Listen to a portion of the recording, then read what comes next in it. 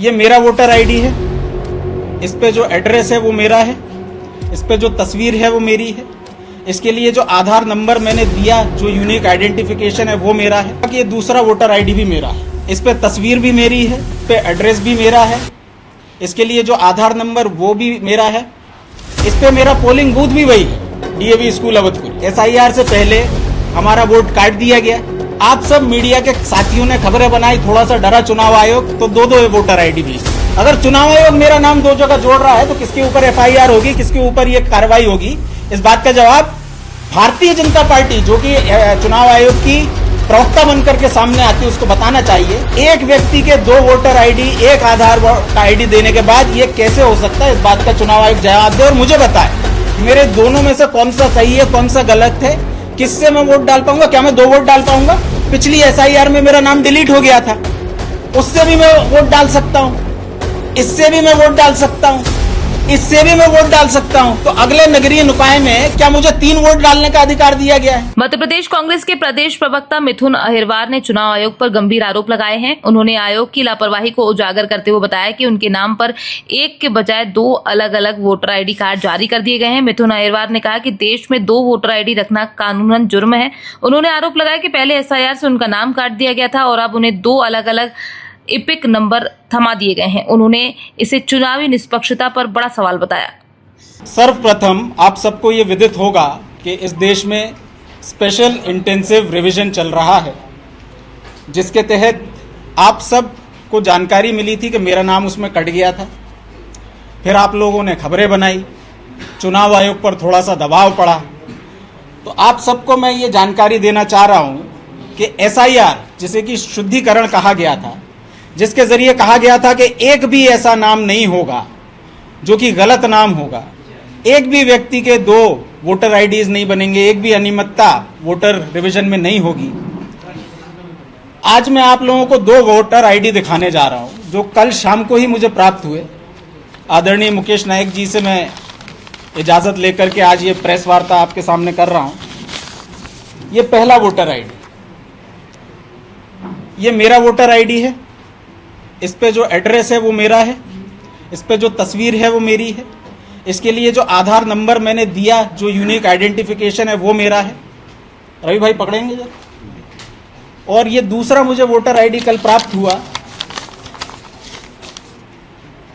आप सबको जानकर के आश्चर्य होगा कि ये दूसरा वोटर आईडी भी मेरा है, इस पे तस्वीर भी मेरी है, इस पे एड्रेस भी मेरा है, इसके लिए जो आधार नंबर वो भी मेरा है, इस पे मेरा पोलिंग बूथ भी वही है, डीएवी स्कूल अवधपुरी।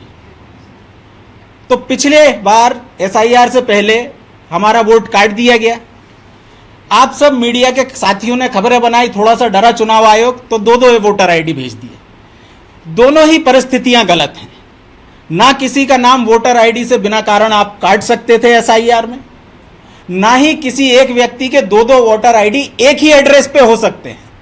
यह बहुत संभव है कि मैं किसी दूसरी जगह का एड्रेस डालता तो मेरा दूसरा वोटर आईडी आ जाता, लेकिन C6 magnum campus Awadhpuri Bhopal, ये जो मैंने आधार के जरिए अपना एड्रेस दिया, इसके जरिए इलेक्शन कमीशन ने 2 अलग अलग एपिक नंबर से मेरे 2 वोटर आईडी कैसे जारी कर दिए हैं, इस बात का जवाब इलेक्शन कमीशन को देना चाहिए। यह अपराध है।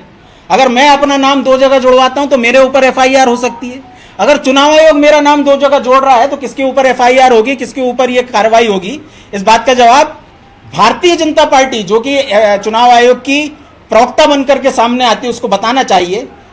और ये दोनों ही जो आईडीज हैं, कल शाम को मुझे अपने घर पर ये डाक के जरिए प्राप्त हुए हैं। ये डाक किसने भेजा है? ये भेजा है हमें कलेक्टर एवं जिला निर्वाचन कार्यालय, कलेक्टर भोपाल के कार्यालय से आया है।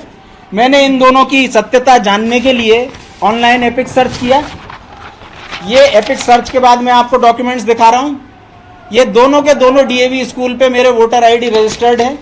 इस एसआईआर में मुझे ये वोटर आईडी दिए गए हैं और एक व्यक्ति के 2 वोटर आईडी, एक आधार का आईडी देने के बाद ये कैसे हो सकता है, इस बात का चुनाव आयोग जवाब दे और मुझे बताए कि मेरे दोनों में से कौन सा सही है, कौन सा गलत है, किससे मैं वोट डाल पाऊंगा, क्या मैं 2 वोट डाल पाऊंगा, और अगर इसमें से डिलीट करवाना है तो मैं कौन सा डिलीट करवाऊं, या कि चुनाव आयोग खुद संज्ञान लेकर के डिलीट करेगा। इसके साथ साथ कुछ दिन पहले आपने अखबार में पढ़ा कि जिन लोगों का एसआईआर में नाम डिलीट हो गया है वो भी वोट डाल सकेंगे। तो मैंने आपसे कहा था कि पिछली एसआईआर में मेरा नाम डिलीट हो गया था, उससे भी मैं वोट डाल सकता हूं, इससे भी मैं वोट डाल सकता हूं, इससे भी मैं वोट डाल सकता हूं। तो अगले नगरीय निकाय में क्या मुझे 3 वोट डालने का अधिकार दिया गया है?